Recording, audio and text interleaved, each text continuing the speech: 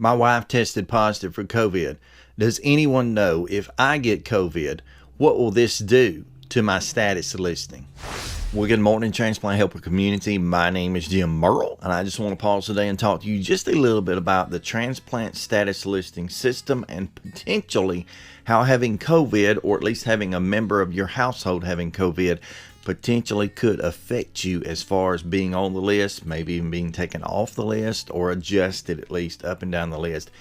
In essence, how might this delay the process if you're currently listed for transplant? So with that being said, basically what is happening, I'm seeing this not through personal experience. Obviously, I was thankfully transplanted 7.5 years ago, so that's a little bit behind me, but through personal experience and a lot of people I do connect with through this channel, through many of the Facebook groups that are out there, I have seen a handful of people who are listed who also end up contracting COVID. And what's generally being done in most cases is that if they contract COVID, they're actually moved to a status 7. Whether you're on status 1, 2, 3, 4, 5, or 6, being moved to a status 7 is not always the fun thing, because it means you're being placed on an inactive status. And by being on inactive status, although thankfully you're not losing time on the list, so you got a certain number of days built up or occurred that you've been on the list, and just that itself can sometimes help to raise you up that list.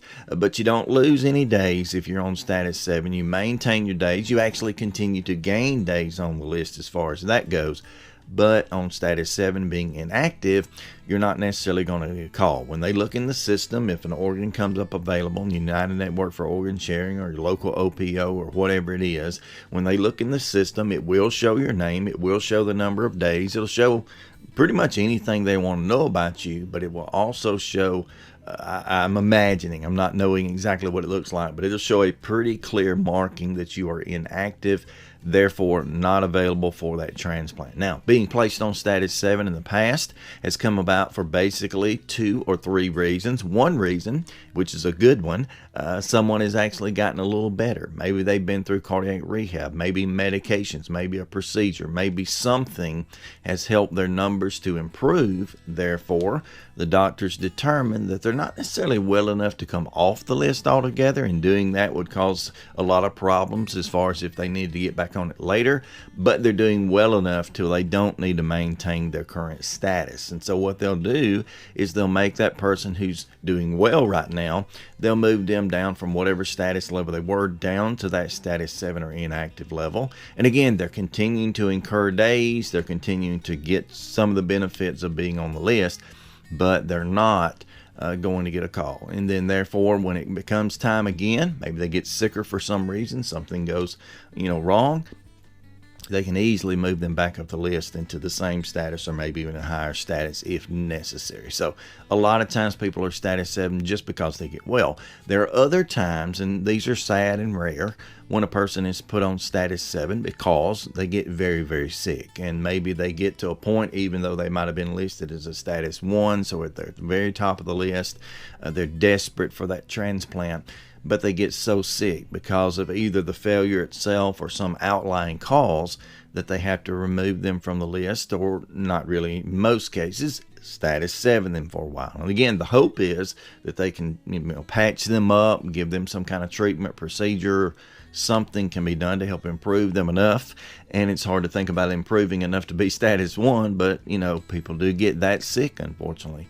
But to improve them enough to, again, restore them to their status and get them continue to be listed and get them transplanted as soon as possible. And then the third level, which is very similar to one or the other, is that someone gets put on status 7 not because of the failure itself, but in this case, like for example COVID, they catch COVID, and because of that, the doctors determine that it may not be safe to transplant them, either for their own good or for the good of the staff or whoever's involved.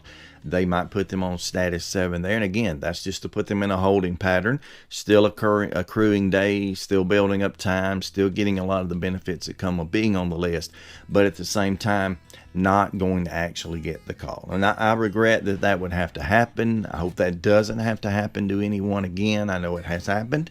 But being on status 7 is probably where you may end up if you end up with COVID yourself. Now, related to that, They potentially could do the same if you had someone in your household with COVID, albeit I think what they would really do is to try their best to quarantine you off. Maybe if they had to, bring you in the hospital if you're not already there, to try their best to test you constantly to make sure you're not coming up positive, to keep you on the list and such. But again, they could status 7 you for that. But with all that being said, here's what I personally, and I'm not a medical doctor, so it's certainly not my choice.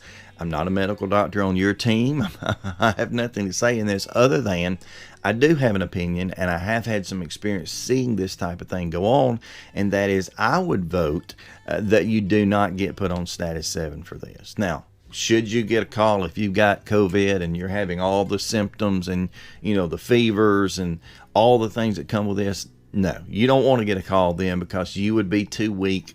Probably you would be, it would be dangerous for you to get that call and to try to accept it, try to make it through surgery, because I'm going to be honest with you, transplant is the most invasive surgery you're going to have in your entire life.